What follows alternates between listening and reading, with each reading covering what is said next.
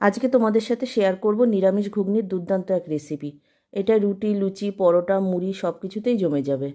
এর জন্য নিয়ে নিয়েছি আদা, লঙ্কা, মাঝারি সাইজের একটা টমেটো, যেটা মিক্সিতে পেস্ট করে রেখেছি।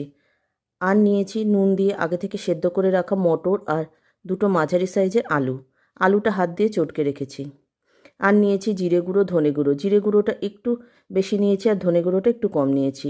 নিয়েছি 1 চামচ ভাজা জিরে গুঁড়ো আর ফোড়নের জন্য গোটা জিরে, শুকনো লঙ্কা আর তেজপাতা। কড়াইতে পরিমাণ মতন সর্ষের তেল দিয়েছি। তাতে ফোড়নের শুকনো লঙ্কা, তেজপাতা, গোটা জিরে দিয়ে দেবো। ফোড়ন চলে আসলে মিক্সিতে পেস্ট করে রাখা আদা, লঙ্কা, টমেটো বাটাটা দিয়ে দেবো। তারপর একে একে নুন, হলুদ, চিনি, একটু হিং। আমি হিংটা দিতে ভুলে গেছিলাম, তাই একটু পরে দিয়েছি। জিরে আর ধনে গুঁড়োটা জল দিয়ে ভিজিয়ে এর মধ্যে দেব। আর কিছুটা টমেটো সস। তারপর ভালো করে কষাতে হবে। গা থেকে তেল ছেড়ে দিলেই আগে থেকে সেদ্ধ করে রাখা মটরটা দিয়ে দেব। কিছুটা গরম জল দেব। তারপর চটকানো আলুটা এর মধ্যে দিয়ে দেব। 10 মিনিট হাই ফ্লেমে ফোটাতে হবে।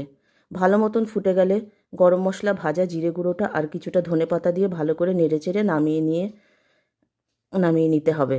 তৈরি হয়ে যাবে আমাদের টেস্টি ঘুগনি। আমার প্রতিদিনের ঘরোয়া রান্নার রেসিপি তোমাদের যদি ভালো লাগে, আমার চ্যানেলটা প্লিজ সাবস্ক্রাইব করে আমার পাশে থেকো।